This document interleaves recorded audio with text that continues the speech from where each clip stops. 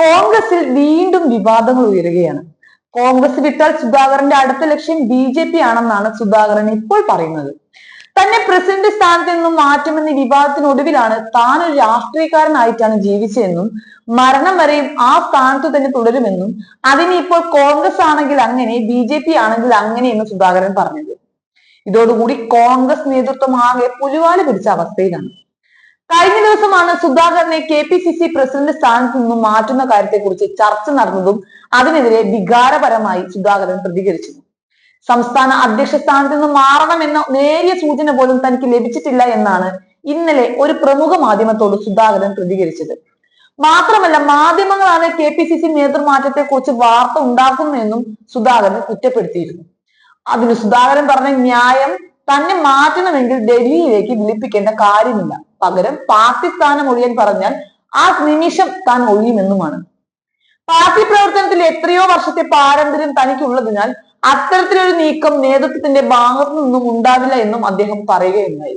ലോക്സഭാ പ്രതിപക്ഷ നേതാവ് രാഹുൽ ഗാന്ധിയുമായും AICC അധ്യക്ഷൻ മല്ലികാർജുൻ ഖാർഗെയുമായും 1.5 മണിക്കൂറോളം സംസാരിച്ചു എന്നും അതെല്ലാം കേരള രാഷ്ട്രീയത്തെ കുറിച്ചും തദ്ദേശ തിരഞ്ഞെടുപ്പിനെ കുറിച്ചുമായിരുന്നു എന്നുമാണ് സുധാകരൻ പറയുന്നത്.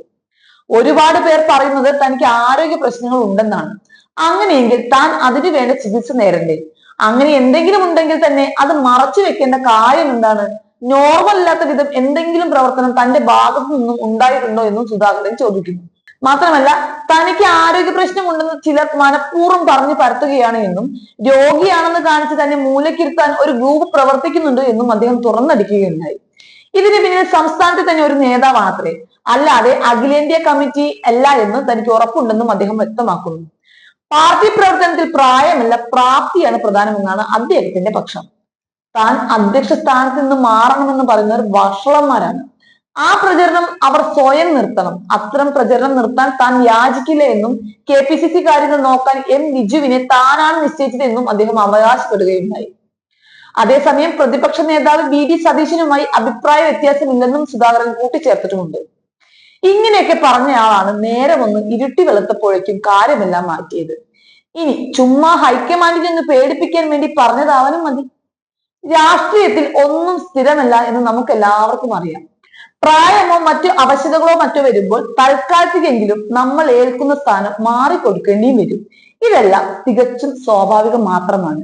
ഇതിനെയെല്ലാം ഉൾക്കൊള്ളാനുള്ള പാകം മനസ്സിലുണ്ടായിരിക്കുക എന്നതാണ് ഒരു രാഷ്ട്രീയ പ്രവർത്തകന്റെ ഏറ്റവും വലിയ കഴിവുകളിലൊന്ന്. അല്ലെങ്കിലും ഇത്രയും കാലം പ്രസിഡന്റ് സ്ഥാനത്ത് നിന്ന് അർമാദിച്ചില്ലേ, ഇനിയിപ്പോൾ മറ്റുള്ളവർക്ക് വഴിമാറിക്കൊടുത്ത് അടുത്ത മഴയ്ക്ക് മുൻപേ വീട് പിടിക്കാൻ നോക്കുക കാരണവരെ.